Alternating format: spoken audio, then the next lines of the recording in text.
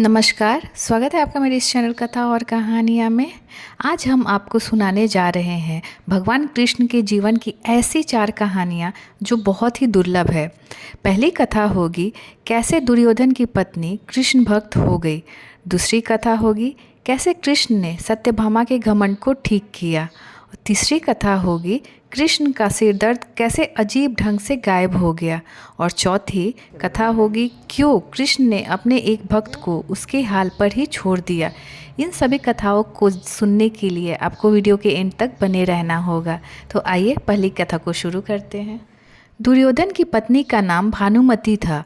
वह एक बहुत ही सुंदर लड़की थी और जब कृष्ण दुर्योधन के महल में मेहमान बनकर आए तब वो सिर्फ 17 साल की थी। दुर्योधन ने एक षड्यंत्र रचा जिससे कृष्ण को नशे की हालत में लाकर कोई वादा करा लिया जाए। उसने सभी तरह की व्यवस्थाओं की ओर इस बात का खास ख्याल रखा कि भोज में खूब अच्छी मात्रा में शराब भी हो। दुर्योधन के दोस्त भी आए और सभी ने इतनी शराब पी कि वे सब नशे में धूत हो गए।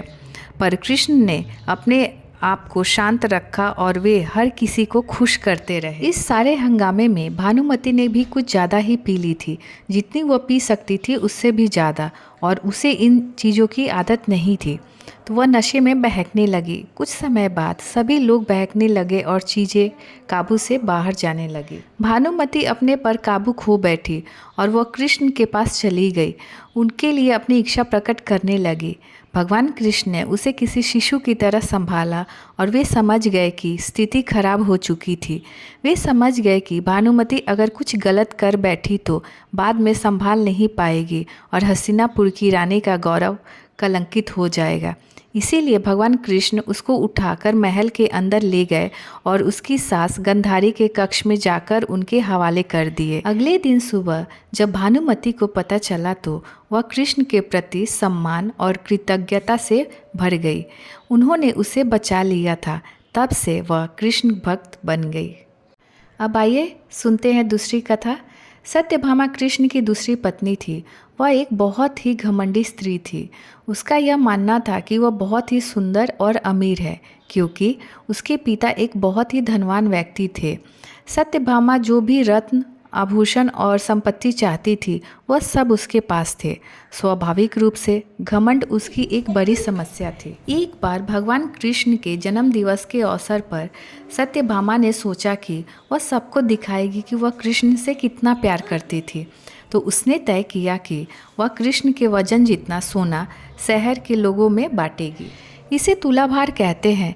यह मंदिरों में होता है। लोग एक बड़ी तराजू में अपने वजन के बराबर का माखन, घी या चावल या कुछ भी रखकर वो चीज़ लोगों में बांटते हैं।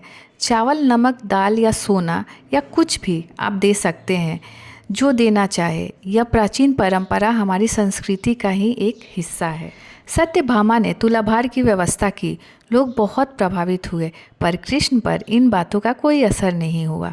वे जाकर तराजू के एक पलड़े में बैठ गए।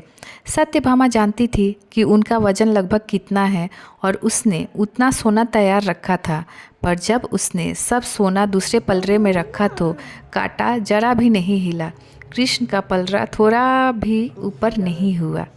ऐसा ही कुछ तब भी हुआ था जब कृष्ण एक शिशु थे।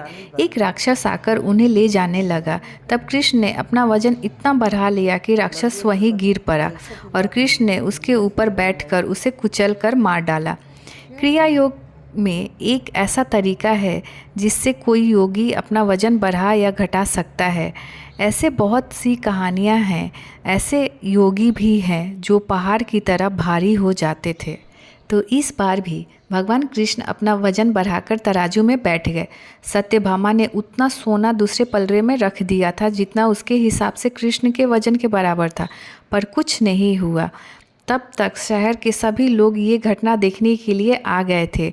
तब उसने अपने नौकरों से वो सभी गहने मंगवाए जो उसके पास थे। एक के बाद एक वो गहने डालती जा रही थी और सोच रही थी कि काम हो जाएगा, पर कुछ नहीं हुआ। तब उसने वो सब कुछ रख दिया जो उसके पास था, पर पलड़ा जरा भी नहीं हिला। वो रोने लगी क्योंकि ये सब उसके लिए बहुत ही शर्मजनक था। सारा शहर देख रहा था और उसके पास पर्याप्त सोना भी नहीं था। वो जो हमेशा अपनी संपत्ति के बारे में इतनी घमंडी थी, उसके पास पर्याप्त सोना नहीं था और उसे समझ में नहीं आ रहा था कि वो करे तो क्या करे। तब उसने रुक्मणी की ओर देखा, जिससे वो बहुत जलती थी और हमेशा परेशान रहती थी। उसने रुक्मणी से पूछा, अब मैं क्या करूं? क्योंकि ये बात सिर्फ मेरे लिए ही नहीं बल्कि तुम्हारे और हम सबके लिए बहुत ही शर्मजनक है। मैं क्या करूं? तब रुक्मणी बाहर गईं और तुलसी के पौधे के 3 पत्ते उठा लाई। जैसे ही तुलसी के पत्ते उसने तराजू के दूसरे पलड़े पर रखे, भगवान कृष्ण का पलड़ा तुरंत ही ऊपर आ गया। अब आइए सुनते हैं तीसरी कथा। एक दिन भगवान कृष्ण दोपहर में खाना खा रहे थे और सत्यभामा बहुत ही खुशी और गर्व के साथ खाना परोस रही थी, क्योंकि वो ऐसे व्यक्ति नहीं थे जो रोज़ खाना खाने घर पर आए। उसे ऐसा अवसर कभी कभी ही मिलता था कि वह उन्हें खाना परोसे, तो वे ये बहुत खुशी और आनंद से कर रही थी। खाने के बीच में ही भगवान कृष्ण अचानक उठ खड़े हुए और बिना हाथ धोए दरवाजे की ओर दौड़ने लगे। सत्यभामा अवाक रह गई और बोली, अरे ये क्या है? खाना तो खा लीजिए और फिर जाइए। कृष्ण बोले, नहीं, मुझे जाना जरूरी है, और मुख्य दरवाजे की ओर दौड़ पड़े। पर अचानक वे वापस मुड़े और खाना खाने बैठ गए। तब सत्यभामा ने पूछा, आप इस तरह क्यों दौड़ पड़े और वापस क्यों आ गए? ये सब क्या है? तो कृष्ण ने जवाब दिया, मेरा एक भक्त जंगल में बैठा था और उसके जीवन प्राण ही कृष्ण कृष्ण कृष्ण हो गए थे। मैंने एक भूखे बाघ को उसकी तरफ आते देखा तो मुझे जाना पड़ा। मैं दरवाजे तक पहुंचा ही था कि उसने एक पत्थर उठा लिया, तो मैं वापस आ गया और मैं समझ गया कि वह अपनी परिस्थितियों को खुद संभाल लेगा। अब आइए सुनते हैं भगवान कृष्ण की चौथी कथा। एक बार भगवान कृष्ण के जन्म दिवस के अवसर पर उत्सव मनाने के लिए बहुत बड़ी तैयारियां की गई थी। नृत्य, संगीत और भी बहुत कुछ। लोग बड़ी संख्या में इकट्ठा हुए, पर कृष्ण घर में ही बैठे रहे। वे शायद उसमें भाग लेना नहीं चाहते थे। वैसे तो कृष्ण हर तरह के उत्सव में हमेशा तैयार रहते हैं, पर उस दिन किसी वजह से उनकी इच्छा नहीं थी। रुक्मणी आई और पूछने लगी, नाथ, आपको क्या हो गया है? क्या बात है? आप उत्सव में शामिल क्यों नहीं हो रहे हैं? तब भगवान कृष्ण ने कहा कि मुझे बहुत सिर दर्द हो रहा है। रुक्मणी बोली, हमें वैद्य को बुलाना चाहिए। तो वैद्य आए। उन्होंने हर तरह की दवाइयाँ दी। कृष्ण बोले, नहीं, ये सब चीज़ मुझ पर असर नहीं करेगी। लोगों ने पूछा, तो हमें क्या करना चाहिए? तब तक बहुत सारे लोग इकट्ठा हो गए थे। सत्यभामा भी आई, नारद जी आए। हर कोई परेशान था, क्या हो गया है? क्या हुआ है कृष्ण को?